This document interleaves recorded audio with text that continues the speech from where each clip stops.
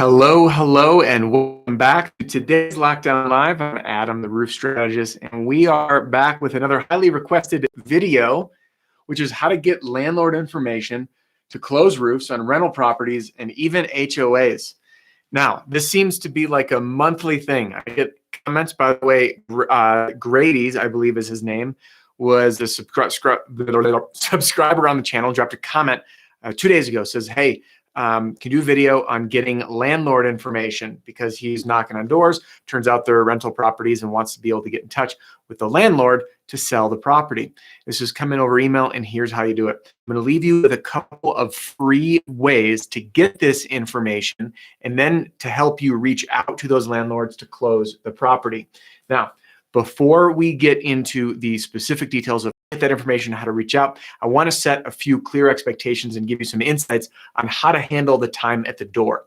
See, when you end up knocking on the door, see if my dogs start barking. They didn't. When you knock on the door of a rental property and the tenant answers, they don't care about the roof, the home, or anything else unless there are issues. Now, if the roof's leaking or there's mold or something bad happening in the house, they don't care about the roof. They're likely not going to get you the information you need. So what you need to do is find out while you're there is ask some questions. Say, hey, listen, are you having any leaking or issues at the house that I should know about? Because I can help you out when I chat with the landlord. So that's a great way at the door. So again, you want to ask, this dang thing keeps falling. So you want to ask if there's any issues before getting the landlord info. So now you're armed with a little bit of information to create a sense of urgency, urgency to get the work done. Without urgency, that landlord, or excuse me, the tenant is not likely to kind of be on your side to help out. All right, so once you have the urgency figured out, you are in good shape. And if you don't, then what you'll need to do is go use these resources that I'm going to share with you. Okay. Now, one other thing real quick. When you speak with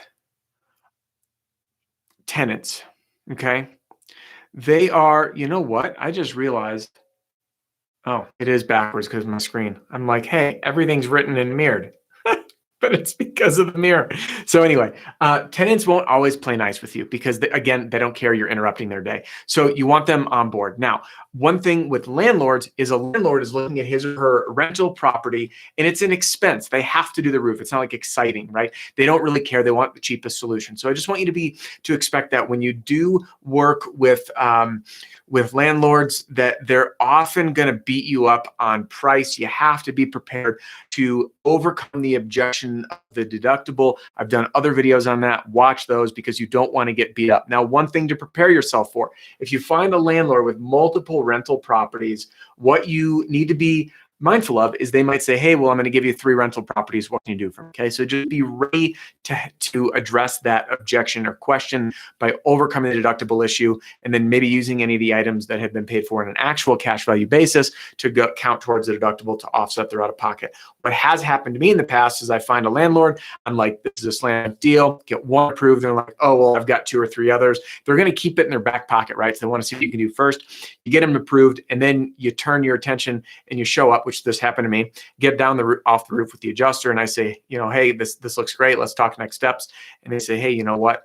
This is what this landlord said to me is that I've got 2 other properties here and here. What can you do? So I didn't sign the contingency agreement in that circumstance. So I got all of them approved, and then he came back to the table and said, hey, I really want you to work a deal because I'm giving you 3 roofs.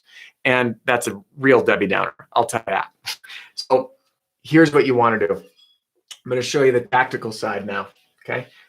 This is using a free resource. So let's say the tenant doesn't give you the landlord info, because you can always ask. Okay. But if they don't, then you go to the county assessor's website, county assessor. And if you Google this, property lookup, okay? Google this. And I'm just going to write this in green because Google's green.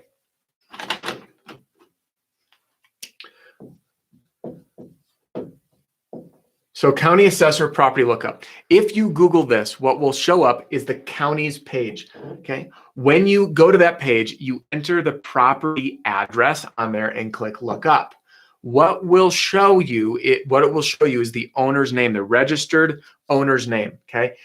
If it is a rental property, it won't be the address of the property. It will show you that the deed is held or the property is owned by this person. So you'll immediately have their name and address. Well, guess what?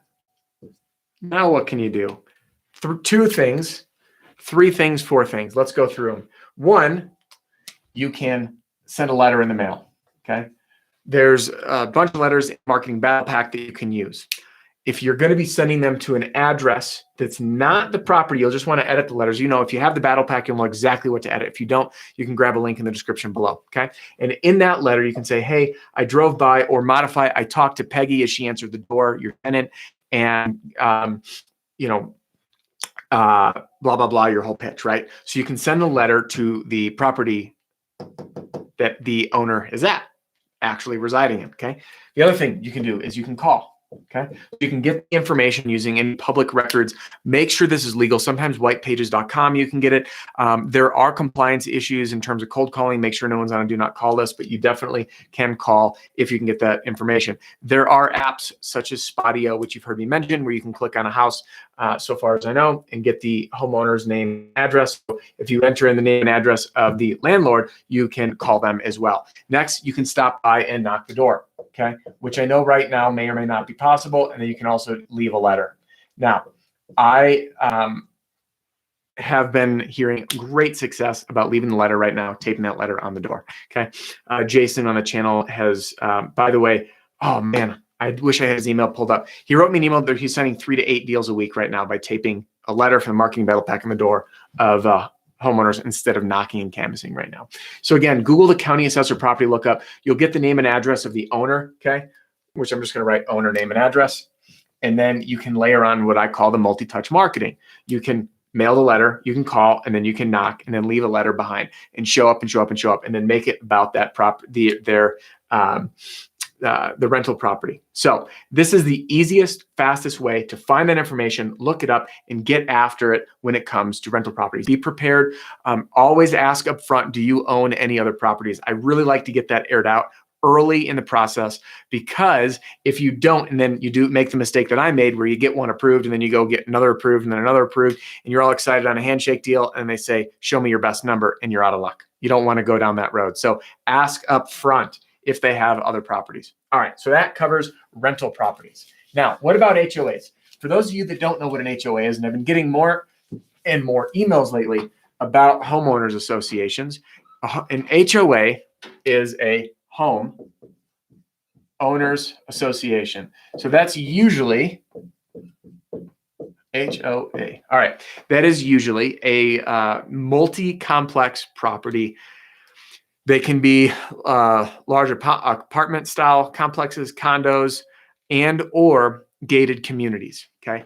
In order to get in with an HOA or homeowner association has a board, okay?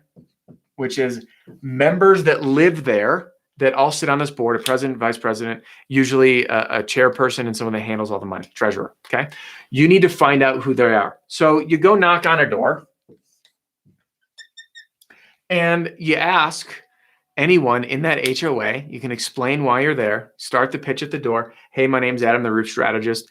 You know, I'm here. I've been talking to a few neighbors, and I was stopping by to help out with some issues that I think might be occurring on the roof. Now, why do we say issues? The reason for that is we want to create a sense of urgency and a reason for this person to talk with you, because the reality is hail damage is a major issue on a roof. So if you say to them, hey, I'm stopping by to chat and help out with some issues I've identified on the roof, and I've been told that it would be advisable for me to speak with the member of the board. Now, do you happen to have, do you know who the board is, or maybe which unit they live in? I'm happy to go speak with them to streamline this process for you. So what happens when you do this, and I have a story for you in a minute, what happens when you go about this way, where you knock and you highlight an issue and you say that I'm here to represent you, to help you out with an issue that I am seeing on the roof, all of a sudden they're like, holy crap, there's an issue. We don't want a special assessment. We don't want any of those things going on. So I want to help get you the name of a board member.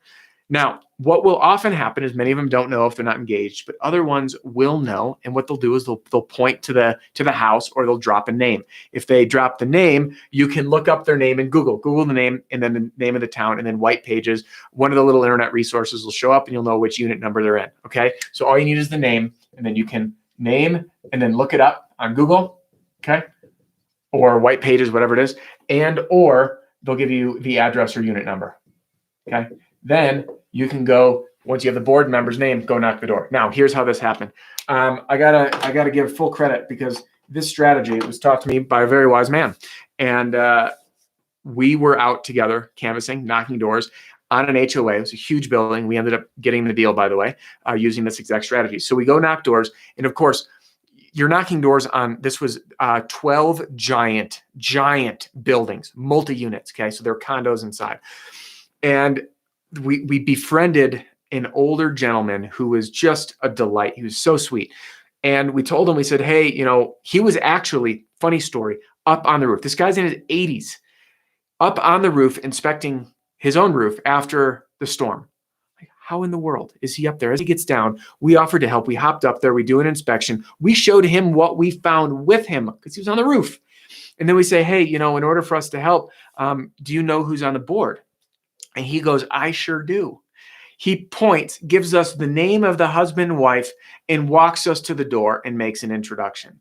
After speaking with the president on the board, we then went through the whole process, got the board involved. This was a very long sales process, because they were in the middle of some other things. Long and short of it, we got the deal using the strategy. But luckily, we caught the guy while he was out there, 80-year-old man on the roof, and turned out to be our in to introduce us to the board. So ultimately, what's the key takeaway with this whole message? The key takeaway is this: you need to find the decision maker in order to get either landlord information or people on the board at a multi-unit homeowner association in order to present to them. So use the county assessor's page. You can do a Google lookup for the name of the board member, and then you can layer on those multi-touch marketing pieces that I teach in all of these videos. That is all I have for today. I apologize. I didn't get here doing this live until late on a Friday. And I'm hoping you're going to catch this replay and catch up with these lockdown lives over the weekend. And I will see you on Monday. If you like the video, give it a thumbs up. If you're subscribed or not subscribed to the channel, click subscribe below. You'll get notifications of when I go live.